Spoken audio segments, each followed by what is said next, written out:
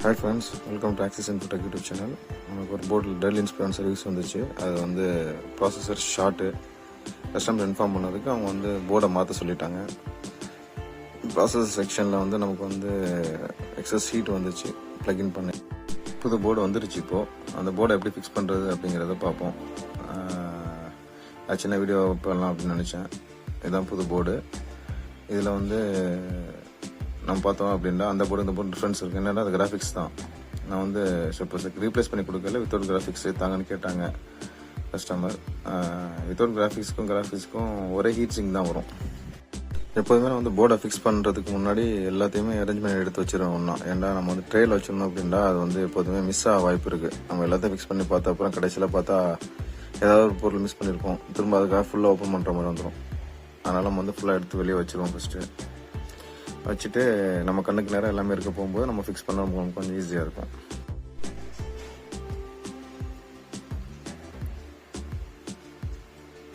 Board எடுத்து கரெக்டான பொசிஷனில் ஃபஸ்ட்டு வைக்கணும். வைக்க முன்னாடி என்னென்ன கனெக்டர்ஸ் முன்னாடி இருக்கோ அந்த கனெக்டர்ஸ் எல்லாமே எடுத்து விட்டுருவோம். நம்ம கரெக்டாக செக் பண்ணிக்கிறோம். ஏன்னா ஒரு சில கனெக்டர்ஸ் இந்த போர்டுக்கு கீழே போயிடும், நமக்கு தெரியாது. அப்புறமா நம்ம அதை ஃபிக்ஸ் பண்ணி பார்த்தா ஒரு சில இது டச் பேட் வேலை செய்யலை அப்படின்னு எடுத்து திரும்ப பார்த்தா போர்டு கனெக்டர் மிஸ் பண்ணியிருப்போம். அதனால் எல்லா கனெக்டர்ஸையுமே இதெல்லாம் வந்து சைடில் வருதோ இதெல்லாம் இது வருதோ அதெல்லாம் நம்ம எடுத்து வெளியில் ஃப்ரீயாக விட்டுட்டு நம்ம வந்து அதுக்கப்புறம் போர்டை ரிப்ளேஸ் பண்ணுவோம். கரெக்டாக ப்ராப்பராக ரிப்ளேஸ் பண்ணிவிட்டு நம்ம வந்து கனெக்டர்ஸை வந்து ஃபிக்ஸ் பண்ண முடிஞ்சால் ஃபிக்ஸ் பண்ணிடுவோம். அப்போ தான் நமக்கு வந்து தெரியும்.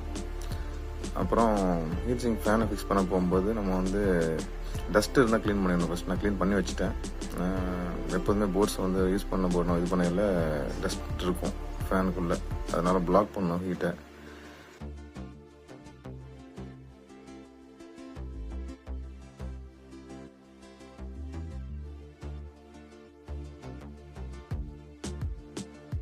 அப்புறம் டிஸ்பிளே கேபிள் கனெக்ட் பண்ண ரொம்ப கேர்ஃபுல்லாக பண்ணணும். டிஸ்பிளே கேபிள் ஒரு பின்ன மாட்டிட்டோம் அப்படின்னா திரும்ப போர்டு வந்து ப்ராசஸரை ஷார்ட் பண்ண வாய்ப்பு இருக்குது. ஏன்னா டைரக்ட் 19 வோல்ட் அதில் வரும். மற்றபடி ரொம்ப கேர்ஃபுல்லாக ஒன்றும் பண்ணுறதுக்கு ஒன்றும் இல்லை. அதுக்கப்புறம் எல்லா ஸ்க்ரூஸையும் நம்ம வந்து ஃபிக்ஸ் பண்ணிடணும் ப்ராப்பராக. போர்டு வந்து மூவ்மெண்ட் தேவையில்லாமல் ஸ்க்ரூஸ் கொடுக்க மாட்டாங்க. ஒரு சில பேர் வந்து 1-2 ஸ்க்ரூ போட்டுவிட்டு அப்புறம் மற்றது போடாமல் விட்டுறாங்க. அதான் நிற்கிது அப்படின்னு.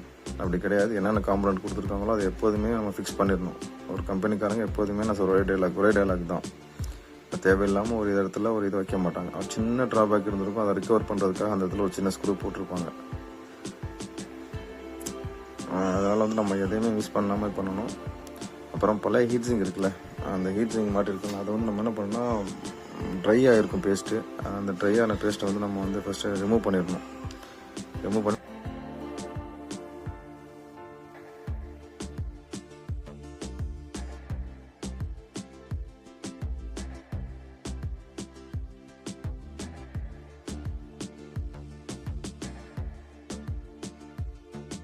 ஹீட்சிங் பேஸ்ட் வைக்கையில் நிறைய பேர் நிறைய மிஸ்டேக்ஸ் பண்ணுறாங்க.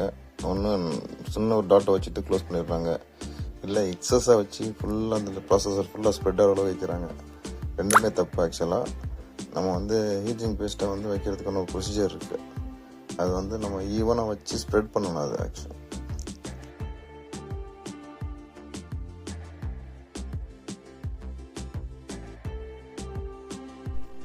இப்போ நான் பண்ணுறேன் பாருங்கள். அது எப்படி பண்ணுறது கொஞ்சம் ஜூம் இல்லை காட்டுறாங்க மட்டும். அது வந்து நமக்கு இப்போ வச்சுட்டேன்ல, நான் வச்சதை வந்து ஒரு சின்ன ஒரு ஃப்ளாட்டான ஒரு பொருளை எடுத்து நம்ம வந்து அதை ஈவனாக அந்த சிப் மேலே மட்டும் படுற மாதிரி ஸ்ப்ரெட் பண்ணணும். அதுக்கு மேலே போகக்கூடாது. அது அப்புறம் வச்சோம் அப்படின்னா அவங்களுக்கு வந்து ஹீட் வந்து ஈவனாக வந்து அது வந்து வெளியில் அனுப்பும் ஹீட்டை. அதனால் ப்ராசஸருக்கு வந்து ஓவர் ஹீட் ஆகாது. அது மட்டும் எப்போதுமே கேர்ஃபுல்லாக பண்ணணும். ஒரு சின்ன சில்லி மிஸ்டேக் நம்ம பண்ணுறதுனால லேப்டாப் வந்து தேவையில்லாத ப்ராப்ளம்ஸ் வந்து கொடுக்கும் நமக்கு. ஓகே, அது கேர்ஃபுல்லாக பார்த்துக்கிறேன். எப்போதுமே போர்டு ஃபிக்ஸ் பண்ணல. அப்புறம் எப்போதுமே எக்ஸஸாக ஹீட்ஸிங் இருக்குது அப்படின்னா அதை நம்ம ரிமூவ் பண்ணிடணும். நம்ம அது வந்து என்னன்னா ஒரு சில ப்ராசஸரில் வந்து மேலே பார்த்தீங்கன்னா உங்களுக்கு சின்ன சின்ன கெப்பாசிட்டர் காம்பனண்ட்லாம் இருக்கும். அதுக்கிடையில் போயிட்டு இந்த ஹீட்ஸிங் பேஸ்ட்டு போய் உட்காந்துடும். அதையும் அவாய்ட் பண்ணணும். அந்த மாதிரி உட்காரக்கூடாது. அதனால் வந்து அந்த இது மேலே மட்டும்தான் அது வரணும் நமக்கு. அப்புறம் நம்ம வந்து இப்போ வித்தவுட் கிராஃபிக்ஸ் போடுறோம்ல, அதனால் வந்து அந்த கிராஃபிக்ஸ் ஏரியாவில் நிறைய கனெக்டர்ஸ் இருக்கும், பின்ஸ் இருக்கும்ல ஆன்போர்டில்.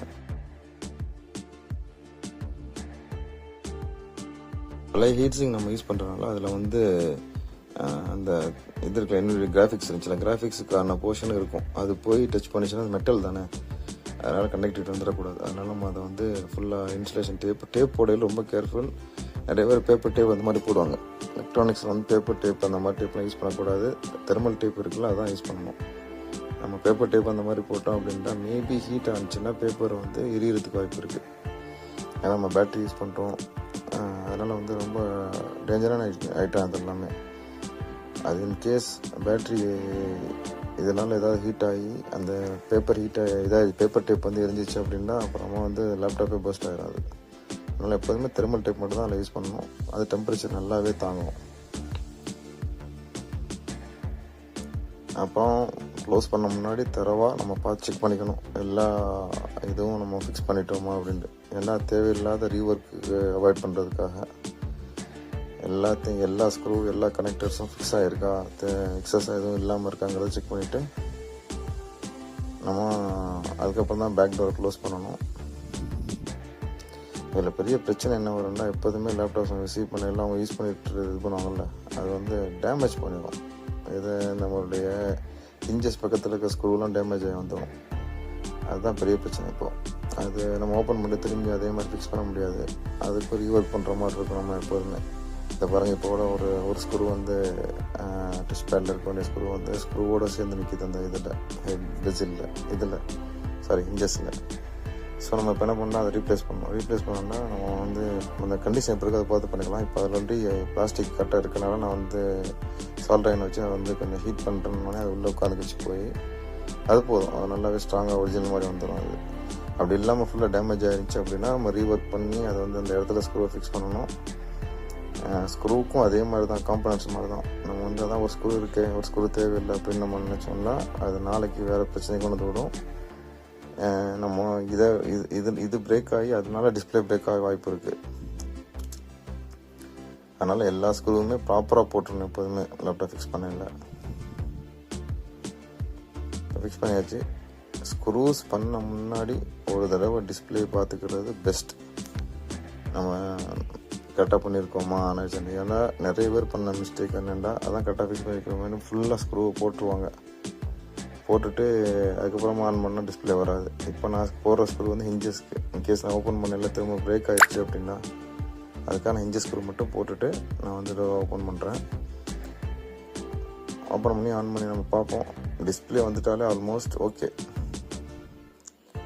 மற்ற இதெல்லாம் வந்து ஏதாவது நம்ம மிஸ் பண்ணியிருந்தால் மேபி டச் பேடு வேலை செய்யாது, அதெல்லாம் வர வாய்ப்பு இருக்குது. பட் வந்து நம்ம எல்லா கனெக்டும் ஆல்மோஸ்ட் பார்த்துட்டோம். சின்ன ப்ராப்ளம்னால ஒரு சின்ன டிஸ்பிளே வராது. அதுக்காக அதை மட்டும் பார்த்துக்கணும் நம்ம.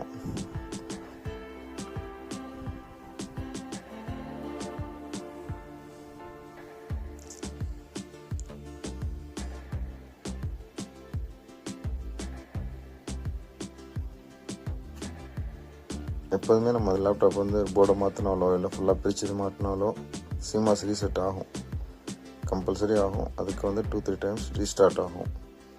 டெல், ஹெச்பி எல்லா பிராண்டுமே ஆகும் அந்த மாதிரி. அதுக்கு வெயிட் பண்ணணும். போர்டு ஆன் ஆயிடுச்சு, பட் இன்னும் டிஸ்பிளே தான் வரல. ரீஸ்டார்ட் ஆகிட்டு அதுக்கப்புறம் தான் டிஸ்பிளே வரும். டிஸ்பிளே வந்தோடனே நான் கேமராவில் காட்டுறேன்.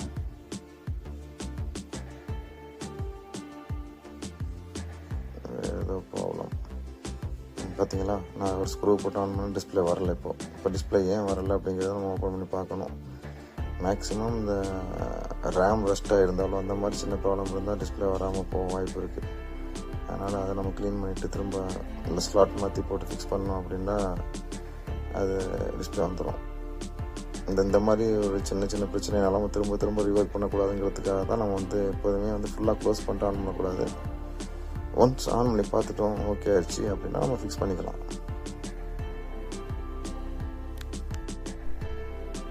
இப்போ க்ளீன் பண்ணிவிட்டு அந்த ரேம் ஃபிக்ஸ் பண்ணியிருக்கேன். இப்போ டிஸ்பிளே பார்ப்போம்.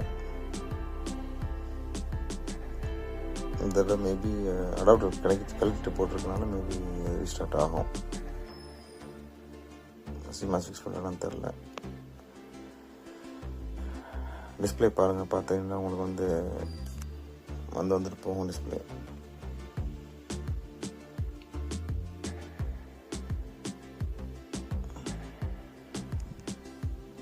ஆனாச்சு ரீடிங்லாம் எடுத்து வச்சு ஈஸியில் நம்ம வந்து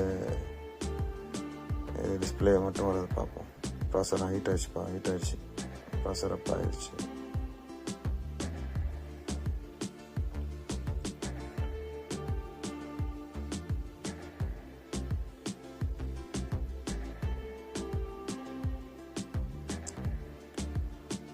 எப்போதுமே டிஸ்பிளேக்காக வெயிட் பண்ண வேண்டியதாக இருக்குல்ல. ஒவ்வொரு வீடியோலையும் நான் வந்து பார்த்துட்டு தான் இருக்கேன். ஓகே, ஏதோ கண்டிஷன் மாறுது டிஸ்பிளே.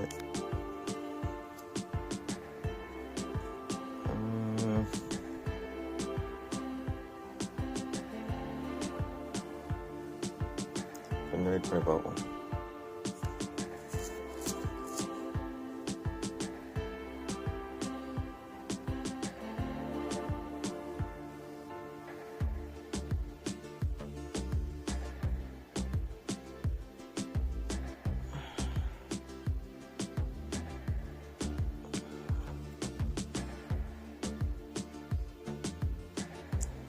ஓகே, அது ரேம் ப்ராப்ளம். அது இந்த ரேமில் வந்து ஓவராக ஹீட் ஆனிச்சு. அதை ரேம் மாற்றிருக்கேன். வந்துச்சு டிஸ்பிளே. அதான் ரேம் ப்ராப்ளம். கஸ்டமர் கொடுத்தாங்கன்னா உங்களை சொல்லி இப்போ ரேம் உங்களை மாற்ற சொல்லணும். ஏன்னா டெட்டில் வந்தனால நமக்கு வந்து மற்ற காம்போட கண்டிஷன் தெரியாது.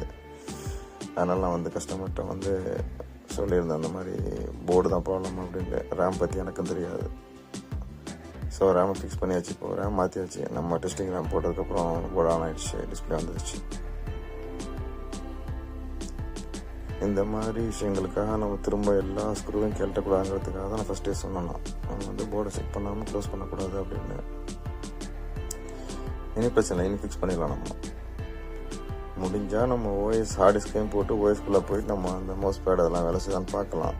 பட் நம்ம கான்ஃபிடென்ட் இருந்துச்சுன்னா தேவையில்லாம் பார்த்துட்டேன், எனக்கு தெரியும் எல்லாமே கனெக்ஷன் பண்ணிட்டேன் அப்படின்ட்டு. அதனால் வந்து நம்ம இதை ஃபுல்லாக ஃபிக்ஸ் பண்ணி கஸ்டமர்கிட்ட கொடுத்துடலாம். நிறைய கஸ்டமருக்கு வந்து இப்போ என்ன ப்ராப்ளம் வருதுன்னா, இப்போ ஓஎஸ் பூட் ஆகுமாங்கிறது. மேக்ஸிமம் விண்டோஸ் 10 வந்து நம்ம போர்டை மாற்றலாம்னு எடுத்துக்கிறோம். 7 தான் அந்த ப்ராப்ளம் இருந்துச்சு, ப்ளூ ஸ்க்ரீன் வருது. விண்டோஸ் 10 வந்து நம்ம இதை மாற்றினாலும் அது பூட் ஆகிடும். பூட் ஆகிட்டு அதுக்கப்புறமா அது வந்து தேவையான டிரைவர்ஸை வந்து டவுன்லோட் பண்ணிக்கிறோம். ஆட்டோமேட்டிக் கனெக்ட் பண்ணால் அந்த மாதிரி அப்டேட் பண்ணியிருக்காங்க. சரி, ஓகே. இப்போ வந்து நமக்கு ஃபிக்ஸ் பண்ணுற வேலை தான் ஃபைனல். எல்லா ஸ்க்ரூஸையும் போட்டுடலாம்.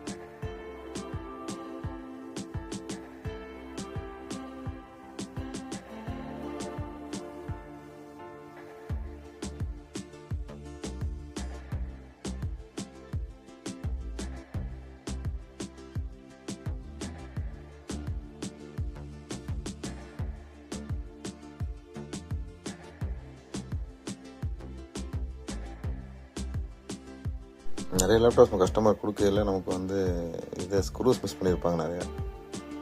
ஸோ அதை வந்துச்சுன்னா நம்ம எக்ஸஸ் வச்சு எடுத்து போடுற மாதிரி இருக்கும். அதெல்லாம் போட்டாச்சு. நம்ம எல்லா ஸ்க்ரூவுமே போட்டுட்டேன். லேப்டாப் ஆன் ஆகிடுச்சு. இந்த விண்டோஸ்குள்ளே பூட் ஆகிடுச்சு. அவ்வளோதான். இனி நம்ம வந்து கஸ்டமர் ஹேண்ட் ஓவர் பண்ணிடலாம் அந்த போட லேப்டாப். தேங்க்ஸ்.